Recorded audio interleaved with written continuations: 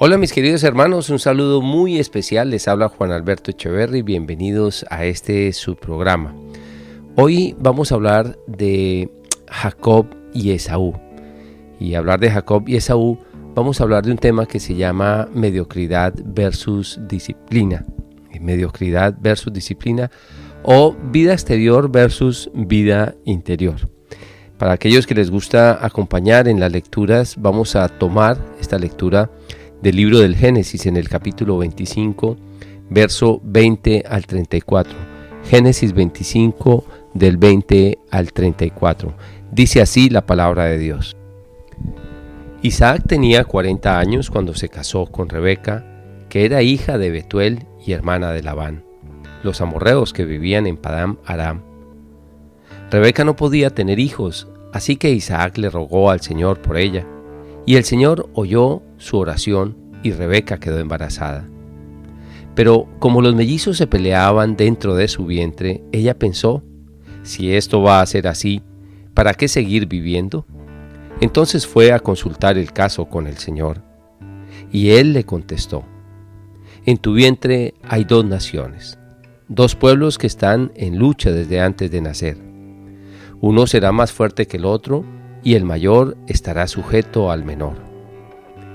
Llegó al fin el día en que Rebeca tenía que dar a luz, y tuvo mellizos. El primero que nació era pelirrojo, todo cubierto de vello, y lo llamaron Esaú. Luego nació su hermano agarrado del talón de Esaú con una mano, y por eso lo llamaron Jacob. Isaac tenía 60 años cuando Rebeca los dio a luz. Los niños crecieron. Esaú llegó a ser un hombre del campo y muy cazador. Jacob, por el contrario, era un hombre tranquilo y le agradaba quedarse en el campamento. Isaac quería más a Esaú porque le gustaba comer de lo que él cazaba, pero Rebeca prefería a Jacob. Un día en que Jacob estaba cocinando, Esaú regresó muy cansado del campo y le dijo, «Por favor, dame un poco de ese guiso rojo que tienes ahí, porque me muero de hambre».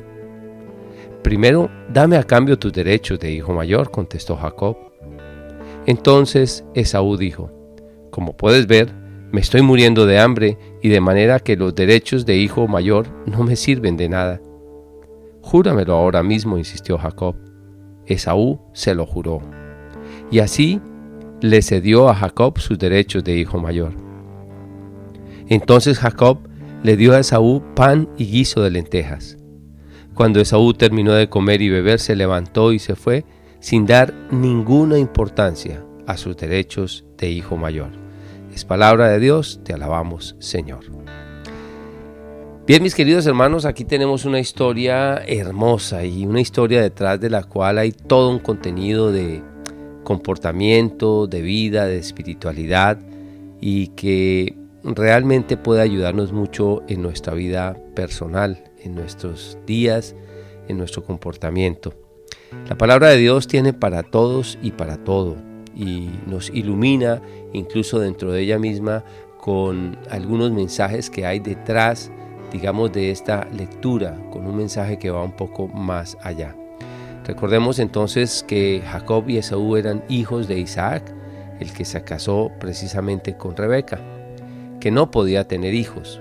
Curiosamente, en materia de la palabra de Dios, hay muchas historias en las que los padres de personas que tienen un llamado muy especial usualmente no pueden concebir, no pueden dar a luz su hijo. Es el mismo caso de Ana, la mamá de Samuel, que tampoco podía dar hijos.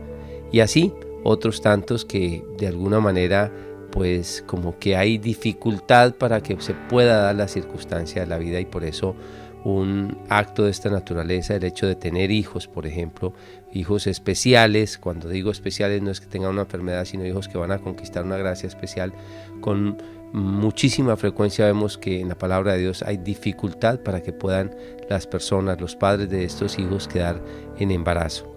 Y por eso ya comenzamos aquí a vislumbrar de alguna manera una especialidad con Jacob. Todos sabemos que Jacob es el padre de las 12 tribus de Israel, hijo de Isaac. Pues bien,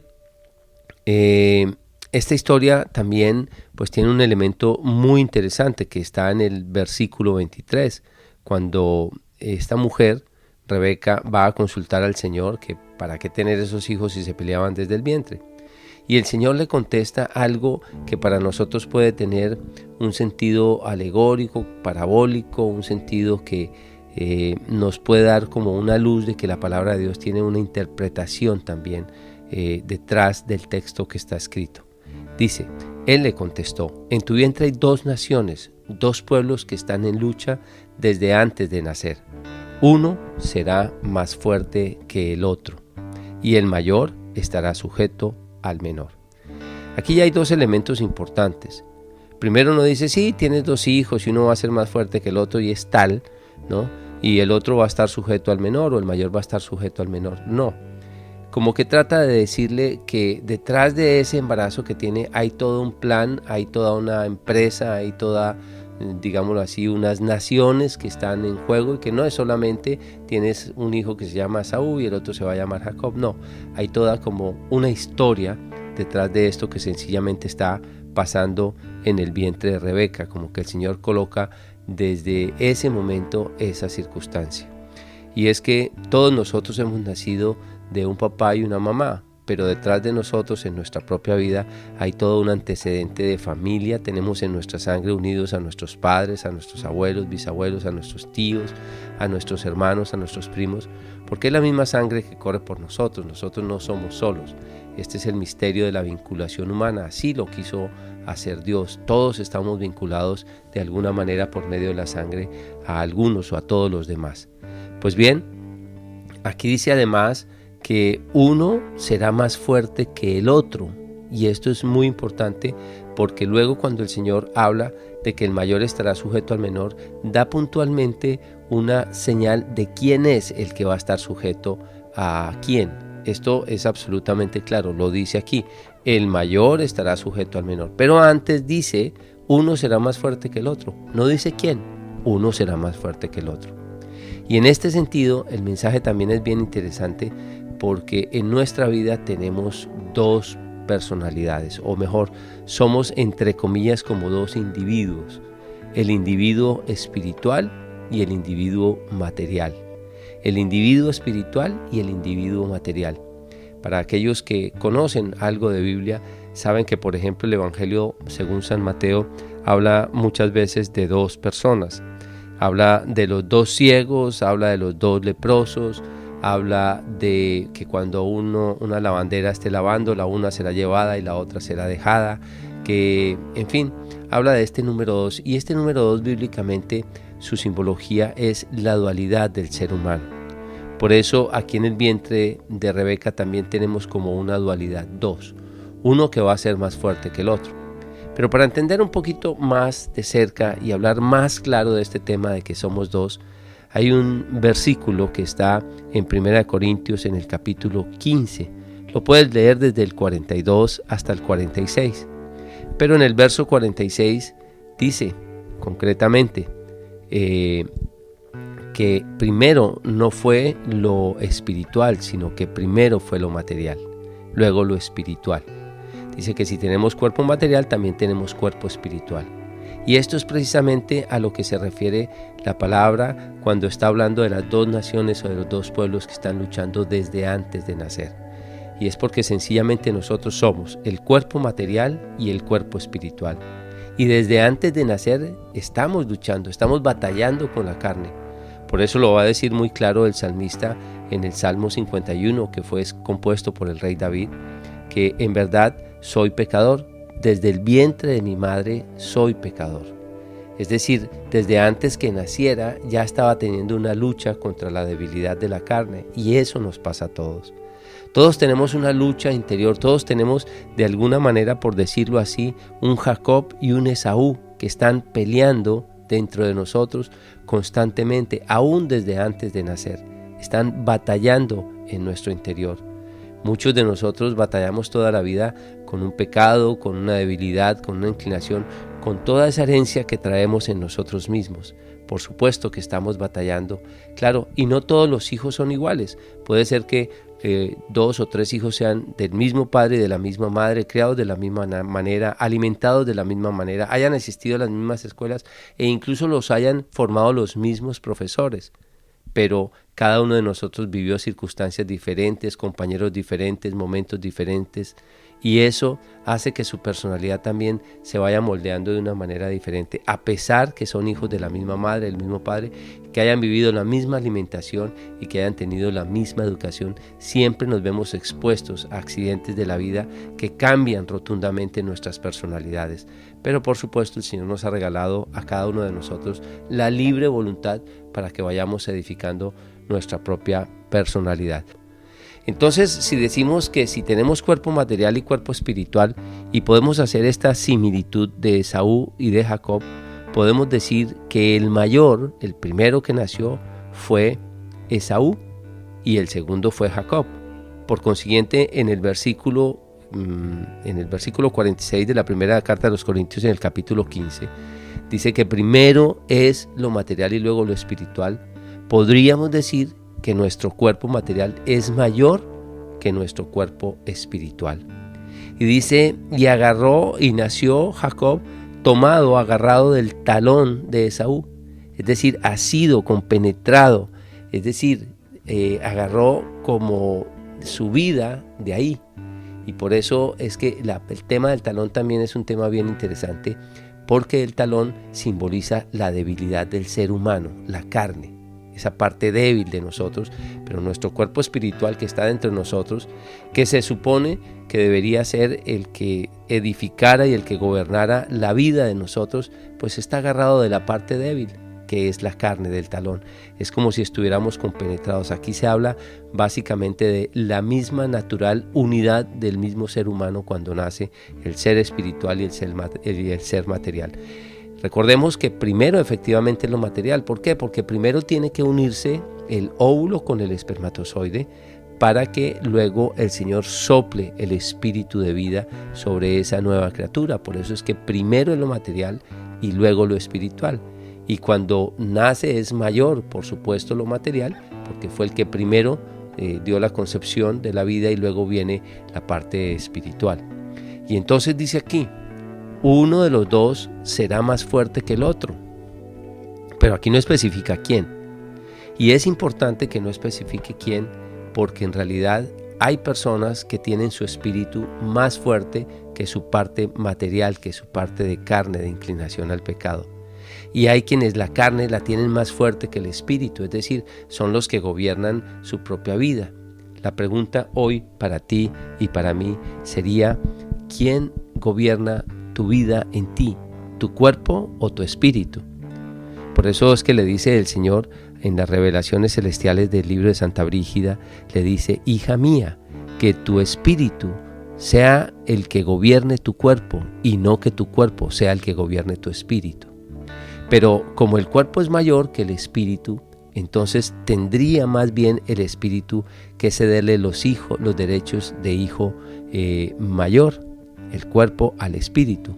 El espíritu debería ser quien gobierna, a pesar de que sea lo segundo que nosotros tenemos. Y a veces en esencia es así en la vida. Cuando una persona tiene un proceso de conversión en su vida, es como si le diera toda la autonomía a su parte espiritual de que ahora, a partir de ese momento, gobierne su vida. He conocido, por ejemplo, casos en que las personas van a un tema de oración, a un grupo, a un retiro espiritual, y a partir de ese momento dice, ok, Señor, a partir de este momento me entrego a ti, te entrego mi vida, voy a cambiar, me voy a volver una persona verdaderamente espiritual. Y ese es como el momento en el que le entrega la primogenitura al ser espiritual. Eso tal vez es un proceso que nos sucede a muchos, que es lo que llamamos nosotros el punto de inflexión, el punto de quiebre, cuando el espíritu comienza a gobernar la vida de una persona. Y es ahí cuando comienza de alguna manera la verdadera vida del ser humano, dejando que la vida espiritual, su ser espiritual, siga creciendo, y aunque sea menor, ahora va a gobernar a su hermano mayor, que se llama cuerpo, que se llama carne, que se llama inclinación, que se llama ese ser material que tenemos nosotros en nosotros mismos. Pues estamos hablando de Jacob y Esaú para los que recién se están vinculando al programa, y tenemos básicamente dos elementos, dos hermanos que pelean desde antes de nacer, porque somos efectivamente pecadores desde antes de nacer. Somos dos, espiritual y material, el cuerpo de carne y el cuerpo espiritual. Perfecto. Es más grande el cuerpo de la carne. ¿Por qué? Porque primero se tuvo que unir el óvulo con el espermatozoide para que luego naciera la parte espiritual, el soplo divino que Dios le dio al ser humano. Pero el Señor habla de que los dos van a estar en batalla y uno será más fuerte que el otro. La pregunta aquí es, ¿cuál es más fuerte en tu vida? ¿Ese ser espiritual que eres tú? ¿O es más fuerte tu carne, aquella que te doblega, aquella que te mantiene en la inclinación hacia el pecado, en la ira, en la rabia, en la gula, en la vanidad, en el mal genio, en la impulsividad, en los deseos o apetitos desordenados de la carne? Estamos hablando de sexualidad desordenada, precisamente también de la gula. Es decir, ¿eso es más fuerte o es más fuerte lo que vivía, por ejemplo, Jacob? Decían allí que Esaú vivía afuera, cazando, y que Jacob, por el contrario, le gustaba quedarse en la tienda, porque era una persona dedicada quizá a la meditación, era una persona dedicada quizá a pensar en las cosas de Dios, a reflexionar. Ese es el ser de nosotros reflexivo, esa parte reflexiva que tiene cada uno de nosotros y que nos hace ser un poco más maduros y a pensar estrategias para ser cada vez mejores personas. Y claro, aquí dice uno de los dos va a ser más fuerte. La pregunta es, ¿cuál de los dos que hay en ti, hombre o mujer, el hombre al que le estoy hablando o a la mujer que le estoy hablando, en tu corazón y en tu vida, quién es más fuerte, tu cuerpo material o tu cuerpo espiritual? Y sin embargo, el Señor, digámoslo, lanza una sentencia que es para cada uno de nosotros. Dice, el mayor estará sometido al hermano menor. La pregunta mía, ¿será real que nosotros tengamos sometido el cuerpo material a nuestro espíritu, o más bien estaremos dejando que nuestro cuerpo material, con todas sus inclinaciones, dobleguen nuestra parte espiritual? Pues llega el momento en el que nosotros hemos decidido darle a ese ser espiritual que hay en nosotros toda la autonomía para que a partir de ese momento gobierne nuestra vida. ¿Por qué? Por un momento de dificultad. Nosotros entregamos esos derechos de hijo mayor en el cuerpo material a los derechos de hijo menor. Pues bien, aquí hay algo que es importante, ya para entrar en materia precisamente de la disciplina y de la mediocridad. Y es que Esaú fue un hombre que se convirtió en un hombre mediocre, porque precisamente pues estaba siempre buscando el apetito, siempre buscando la carne, siempre buscando la comida, y no le importó, digamos, ceder aquello que era tan importante, que era la primogenitura. Y la primogenitura es como un legado de Dios por ser hijo de Dios, tener en cuenta que la vida pues depende primero de Dios. Es decir, lo primero para cada uno de nosotros es precisamente el ser hijo de Dios y consagrarle toda nuestra vida. Cuando nosotros tomamos la decisión de perder la primogenitura, muchas veces haciendo ya otra simbología del tema de la primogenitura, pues lo hacemos a veces es porque decidimos pecar, sin importarnos tener en cuenta esa filiación especial que tenemos con Dios, de tener toda su heredad, ser el primero y el que hereda todo lo que el Padre quiere dejarle. Y eso lo hacemos cuando cometemos pecado mortal, cuando por los apetitos de la carne decidimos ceder cualquier cosa en esa primogenitura. Y esto precisamente es lo que a muchos de nosotros nos sucede. Hemos querido gobernar nuestro cuerpo con nuestro espíritu, pero llega un momento en el que la tentación nos hace ceder. En el caso de Esaú, pues tenía hambre, estaba dedicado a comer y no le importó nada, sino que sencillamente pues quiso botar lo más importante, que era la primogenitura, por un guiso de lentejas. Y nosotros muchas veces pues podemos arriesgar nuestra salvación, podemos arriesgar nuestra vida espiritual, podemos arriesgar toda nuestra primogenitura cuando decidimos pecar con la mentira, con la gula, con la soberbia, con el orgullo, con la ira. Podemos romper esto con el pecado mortal, ya sea con la fornicación, el adulterio, cualquier tipo de pecado que arriesga o que daña nuestra relación con nuestro Padre Dios, nuestra primogenitura, digámoslo así, con nuestro Padre Dios.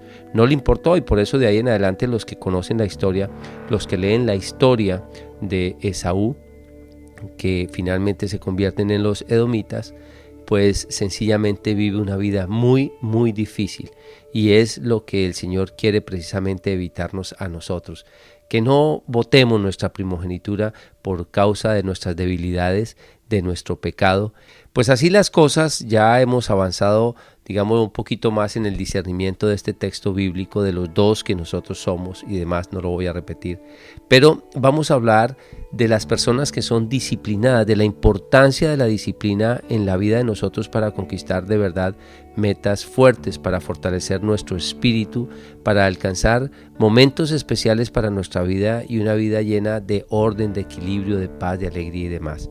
Vamos a hablar qué frutos produce en nosotros ser disciplinados, y por eso es tan importante que desde niños acostumbremos a nuestros hijos a ser disciplinados, incluso a doblegar su cuerpo material por parte de su cuerpo espiritual. Entonces, voy a citar 9 frutos que produce la disciplina en una persona. Lo primero es que le produce paz. Ese es el primer fruto, que le produce paz a su vida. Cuando uno ha hecho las cosas bien, cuando uno ha sido disciplinado, equilibrado, pues uno vive en paz, siente paz.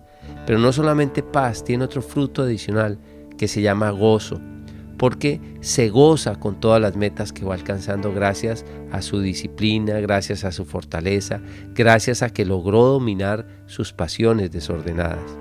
El tercer fruto es la firmeza. Una persona disciplinada es una persona que tiene firmeza para decidir, para tomar las decisiones, para de alguna manera saber que lo que ha hecho puede permanecer ahí firme. ¿Por qué? Porque sabe que le va a producir un fruto especial. Entonces el primer fruto es paz, el segundo es gozo, el tercero es firmeza. Hay un cuarto fruto que produce la disciplina, se llama seguridad. Cuando tú has hecho las cosas bien hechas, cuando te has esforzado, tú tienes una especie de seguridad, algo que es inamovible en tu vida. Quinto, motivación, es otro fruto, porque vives motivado. ¿Por qué? Porque te has dado cuenta del resultado de ser una persona disciplinada, que has doblegado tus pasiones desordenadas. Quinto fruto, la previsión. Una persona disciplinada está previendo el futuro, entonces tiene claro lo que va a llegar. Por eso ha previsto que puede conquistar o puede hacer cosas mejores. El séptimo punto es la comodidad. ¿Por qué la comodidad? Porque después de ser disciplinado puede tener comodidad en su vida, comodidad en todos los aspectos, espiritual, material, de conocimiento. Se le facilita la vida en muchos aspectos. ¿Por qué? Porque ya ha logrado alcanzar un conocimiento. Luego, por eso también puede tener otro fruto que es importante, que es un mayor disfrute de la vida. Una persona disciplinada al principio pueda que disfrute menos, pero después va a obtener un disfrute superior. El desordenado no. El desordenado es una persona que no puede disfrutar de las cosas porque el desorden que lo tiene, la persona que es, doblegada a los placeres, lo que desordenó su vida, después le hace llevar su vida con un dolor tremendo. Entonces no puede disfrutar de nada. ¿Por qué? Porque tiene una circunstancia difícil. Conozco una persona relativamente cercana que tuvo la oportunidad de estudiar. Su padre le pagó varios semestres de universidad en diferentes universidades, pero prefirió el alcohol, prefirió las drogas, prefirió la pernicia, prefirió las mujeres. Hoy en día es una persona que ya pasa de los 60 años, es una persona que no tiene seguridad social, es una persona que vive en una situación económica tremenda, no aspira a que le llegue ninguna pensión porque nunca trabajó para hacer pensión. En fin, es una persona que hoy en día no puede disfrutar de la disciplina de sus años, sino todo lo contrario. Se lamenta de por qué no hizo las cosas bien hechas en su vida. Y ya pasa de los 60 años, es decir, lo que sigue es más difícil, sin dinero, sin conquistas, sin logros. Y por último, el noveno fruto de la disciplina es la riqueza. ¿Por qué? Porque una persona disciplinada, ordenada, una persona que logró doblegar sus pasiones, es una persona que en términos generales se ha ordenado en la vida y pues puede tener el fruto incluso de la riqueza intelectual, de la riqueza social y afectiva, de la riqueza material y también, por supuesto, de todo lo que el Señor le puede regalar a una persona que es disciplinada y ordenada en la vida.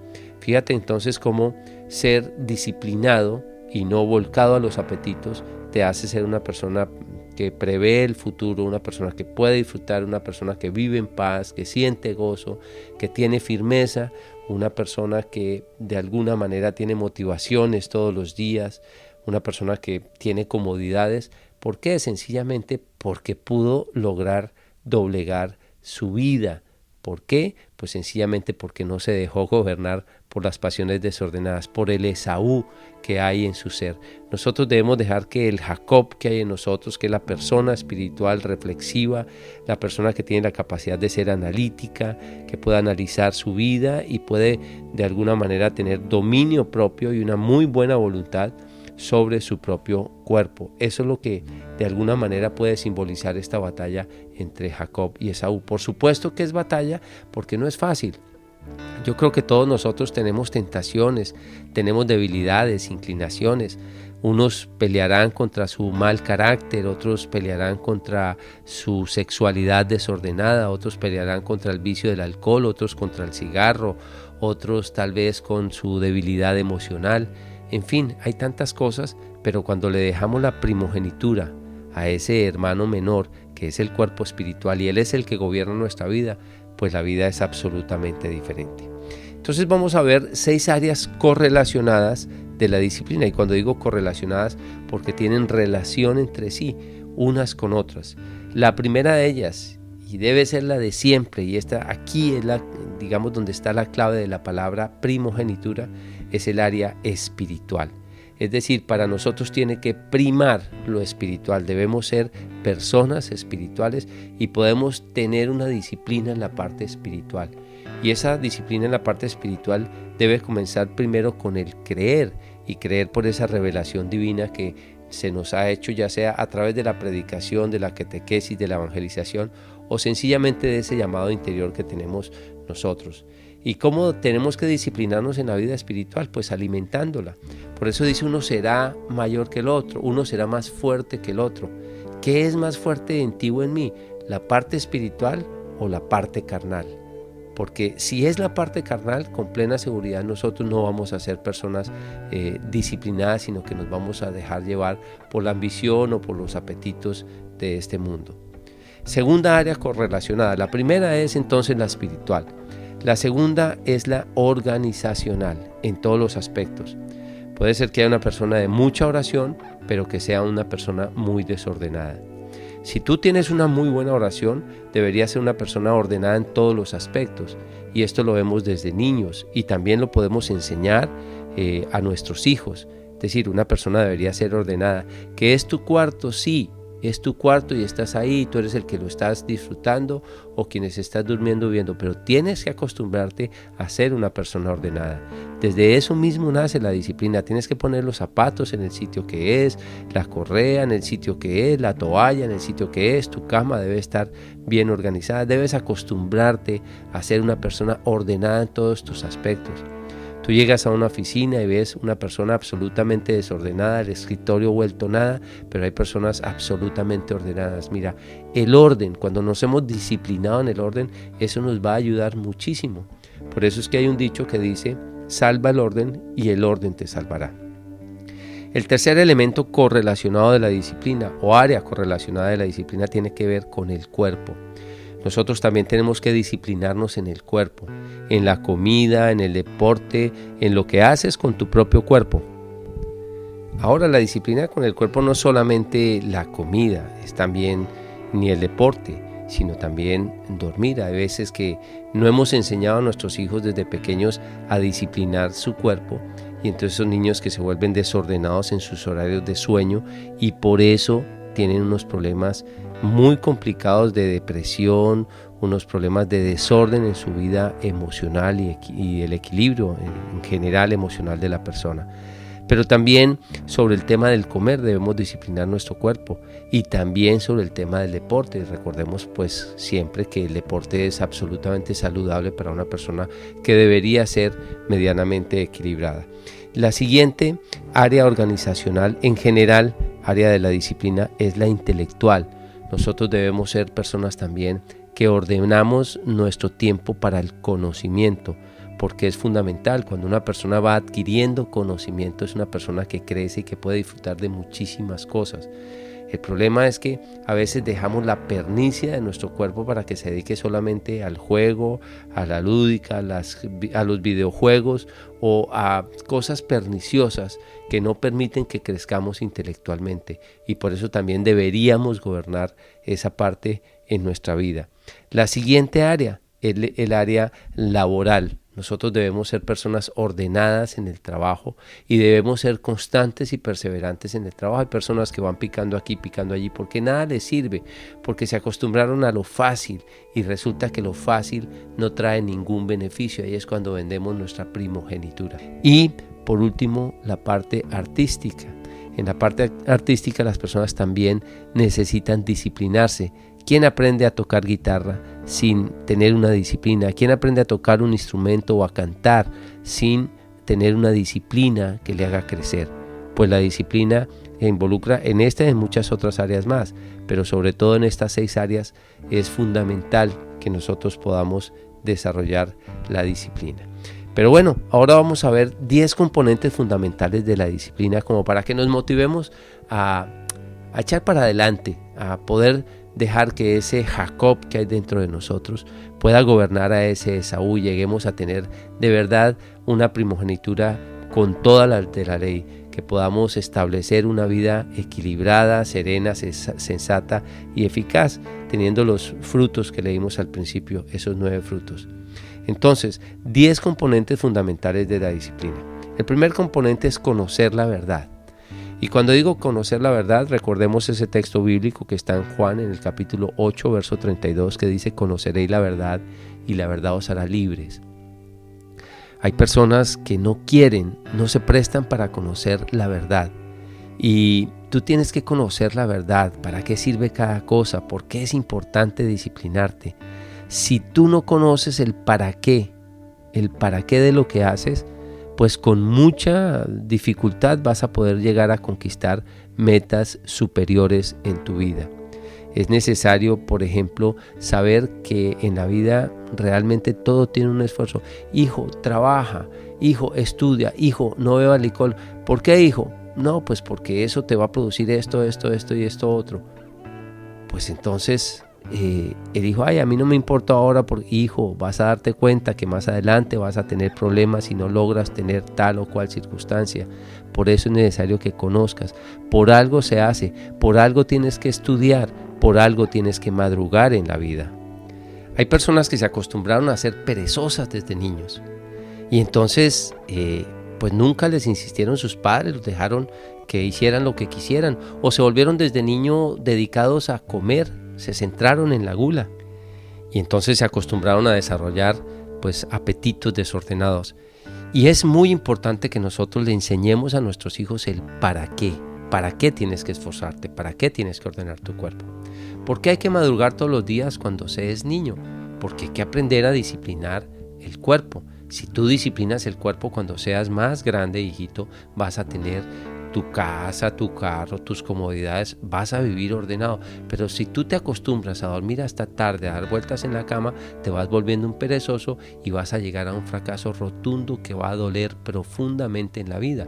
El caso de esta persona cercana de los 60 años que les comparto, que pues la vida le cogió la tarde por ser terco, perezoso, una persona que dejó desarrollar primero sus apetitos desordenados.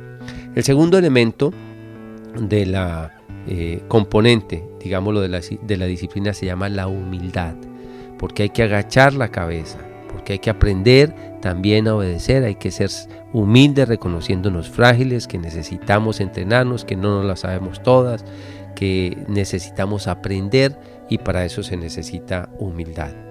El tercero es visualizar y anhelar la gratificación. Esto es muy importante. especialmente en la formación de nuestros hijos, pero nosotros también. Cuando una persona, por ejemplo, va a estudiar medicina, visualícese como médico. Vea su meta para que se pueda esforzar y llegar a esa meta.